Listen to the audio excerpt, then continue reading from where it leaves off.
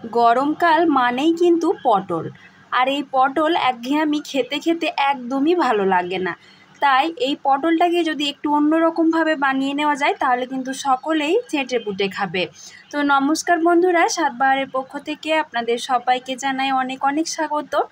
আজ আমি বানাবো সম্পূর্ণ নিরামিষ দই পটলের দম, যেটা বানানো খুবই সহজ, খেতে কিন্তু বেশ অন্য রকমের, একদম নতুনত্ব। প্রথমে আমি বড় বড় করে পটল কেটে নিয়েছি, আর কেটে নিয়েছি একটু বড় বড় সাইজের আলু। পটলটার সাথে আমি নুন মাখিয়ে নিয়েছি। এবার কড়াইতে দিয়ে দিয়েছি বেশ কিছুটা পরিমাণ তেল। তেলটা ভালোভাবে গরম হয়ে গেলে আমি প্রথমে পটলগুলো ভেজে নেব।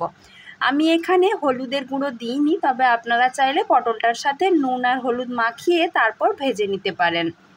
পটলগুলো ভাজা হতে থাকুক, ততক্ষণে আমি অন্যান্য মশলাগুলো তৈরি করে নেব। একটা বাটিতে 1 চামচ মতো আদা বাটা নিয়ে নিয়েছি, তার সাথে নিয়ে নিয়েছি 1/2 চামচ হলুদের গুঁড়ো, 1/2 চামচ জিরের গুঁড়ো, 1/2 চামচ ধনের গুঁড়ো, সামান্য একটু লঙ্কার গুঁড়ো আর 1/2 চামচ মতো কাশ্মীরি লঙ্কার গুঁড়ো।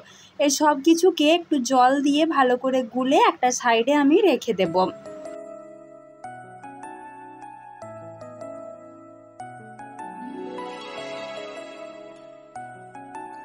তার সাথে সাথে আমি আরেকটা মশলাও তৈরি করে নেব। মিক্সিং জারের মধ্যে আমি নিয়ে নিচ্ছি 1/2 কাপ মতো দই। যেহেতু আমি নিরামিষ দই পটলের দম বানাবো, তাই দইয়ের পরিমাণটা এখানে একটু বেশিই লাগবে। তার সাথে নিয়ে নিয়েছি 5টা মতো গোটা কাজু, আর নিয়েছি 1 চামচ চারমগজ। এগুলো সব কিছু একসাথে একদম মিহি করে ব্লেন্ড করে রেখে দেব। ততক্ষণে আমার এখানে পটলগুলো কিন্তু ভালো করে ভাজা হয়ে গেছে। এবার পটলগুলো তুলে নিয়েছি। ওই তেলে বড় বড় করে কেটে রাখা আলুগুলোও দিয়ে দিচ্ছি। একটু লাল লাল করে ভেজে নিতে হবে।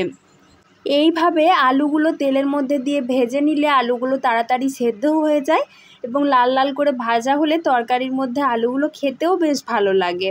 আমি আলুগুলো ভালো করে ভেজে নিয়েছি। এবার আলুগুলো কড়া থেকে তুলে নিচ্ছি। এখন ওই কড়াতেই আমি আবারও দিয়ে দিচ্ছি 4 চামচ মতো সরষের তেল। তেলটা আবারও ভালো করে একটু গরম করে নেব। তেলটা ভালো করে গরম হয়ে গেলে আমি দিয়ে দিচ্ছি 1/2 চামচ মতো গোটা জিরে আর একটা তেজপাতা। ফোড়নটা ভালো করে ভাজা হয়ে গেলে আমি যে আদা, হলুদ, লঙ্কা, জিরে একসাথে মিশ্রণটা তৈরি করে রেখেছিলাম, সেই মিশ্রণটা দিয়ে একটু সময় ধরে কষিয়ে নেব, যাতে আদার কাঁচা গন্ধটা চলে যায়। এখন আমি যে দই আর কাজু বাদামের মিশ্রণটা রেডি করে রেখেছিলাম সেটাও দিয়ে দিচ্ছি। দইটা যখন ব্যবহার করবেন তখন গ্যাসের ফ্লেমটা একটু কমিয়ে দেবেন, তা না হলে অনেক সময় কিন্তু দইটা ফেটে যেতে পারে। আর সব সময় যে কোনো রান্নাতে দই ব্যবহার করলে নর্মাল রুম টেম্পারেচারে থাকা দই কিন্তু ব্যবহার করবেন। ফ্রিজ থেকে বার করে সরাসরি দইটা রান্নাতে ব্যবহার করলে দইটা কিন্তু অনেক সময় কেটে যায়। এবার দিয়ে দিচ্ছি স্বাদ মতো লবণ, আর যেহেতু টক দই দিয়েছি তাই দিয়ে দিচ্ছি 1/2 চামচ মতো চিনি। এবার মশলাটা খানিকক্ষণ সময় ধরে কষিয়ে নেব, যাতে মশলাটা থেকে তেল ছাড়তে শুরু করে। মিডিয়াম ফ্লেমে প্রায় 7 মিনিট মতো মশলাটা কষিয়ে নিয়েছি। এখন সুন্দরভাবে তেল ছাড়তে শুরু করে দিয়েছে। এবার যে আলু আর পটলটা ভেজে তুলে রেখেছিলাম সেটাও দিয়ে দিচ্ছি। দিয়ে এটাও 5 মিনিট মতো ভালো করে একটু কষিয়ে নেব। যে কোনো তরকারি যত ভালো করে কষানো হবে তার স্বাদ কিন্তু ততই ভালো লাগবে। বেশ কিছুক্ষণ ধরে ভালো করে কষিয়ে নিচ্ছি। ভালো করে কষিয়ে নেওয়া হয়ে গেলে আমি এখানে জল দিয়ে দেব। তবে জলটা কিন্তু অবশ্যই হালকা গরম জল দিতে হবে, তা না হলে তরকারির স্বাদ কিন্তু নষ্ট হয়ে যেতে পারে। এবার জলটা দেবার পর সব কিছু ভালো করে একটু মিশিয়ে নিচ্ছি। তারপর একটা থালা ঢাকা দিয়ে মিডিয়াম ফ্লেমে বেশ কিছুক্ষণ রান্নাটা করে নেব, যাতে পটল আর আলু সব কিছু ভালো করে নরম হয়ে সেদ্ধ হয়ে যায়। এভাবে প্রায় 5 মিনিট মতো রান্না করে নিয়েছিলাম। তারপর ঢাকাটা খুলে দেখে নিচ্ছি সব কিছু সেদ্ধ হয়েছে কিনা। আলুটা কিন্তু কাটা হয়ে যাচ্ছে, অর্থাৎ আলুটাও সেদ্ধ হয়ে গেছে, আর পটল তো ভাজতে ভাজতেই সেদ্ধ হয়ে গিয়েছিল। এখন আমি দিয়ে দিচ্ছি 1/2 চামচ মতো গরম মশলার গুঁড়ো।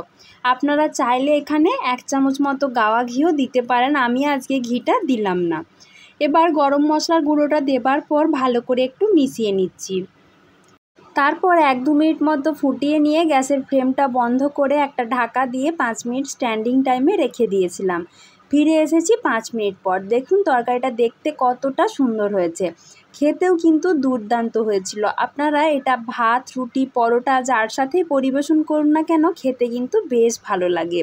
তাহলে বন্ধুরা প্রতিদিন একঘেয়েমি পটলের ঝোল ঝাল না বানিয়ে এই রেসিপিটা বানিয়ে একবার দেখতে পারেন। তারপর আমাকে কমেন্ট করে জানাবেন খেতে কেমন হয়েছিল। তার সাথে আমার আজকের রেসিপি যদি ভালো লাগে অবশ্যই একটা লাইক করে দেবেন, সবার মাঝে বেশি বেশি করে শেয়ার করে দেবেন। চ্যানেলে নতুন বন্ধু হলে চ্যানেলটাকে সাবস্ক্রাইব করে দেওয়ার অনুরোধ রইল। আজকের মতো এই পর্যন্তই, খুব তাড়াতাড়ি আবারও দেখা হবে নতুন কোনো একটা রেসিপি নিয়ে। সবাই ভালো থাকবেন, সুস্থ থাকবেন। এতক্ষণ পর্যন্ত আমার ভিডিওটা দেখার জন্য সবাইকে জানাই অসংখ্য ধন্যবাদ।